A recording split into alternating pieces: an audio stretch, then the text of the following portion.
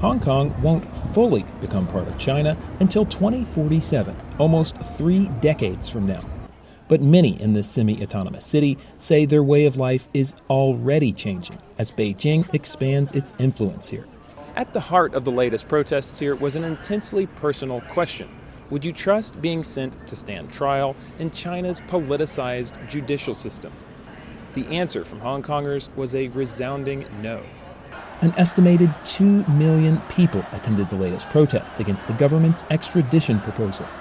That's over a quarter of Hong Kong's population, a forceful repudiation of China's judicial system.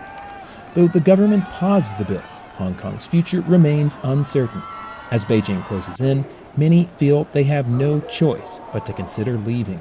It is happening. It is already happening. People of my age, like in their late 30s, 40s, are already planning, and they are already looking around. Maybe somewhere Western, more democratic.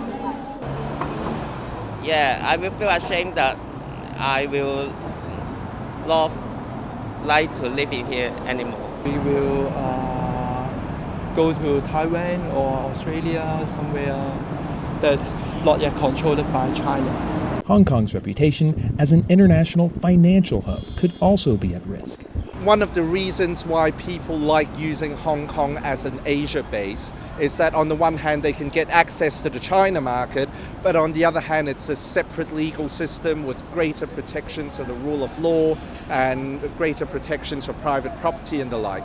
If you open any hole to allow the Chinese legal system to creep in, that would obviously have an implication. Though there's been no rush for the exits, the business community's concern about the extradition law was genuine. The American Chamber of Commerce, the British Chamber of Commerce, the European Chamber of Commerce, all have expressed considerable concern about this. So from the business community immediately recognized that this was it was completely contrary to one country, two systems principle.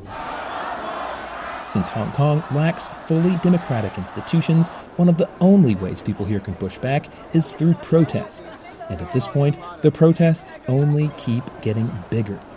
Bill Gallo, VOA News, Hong Kong.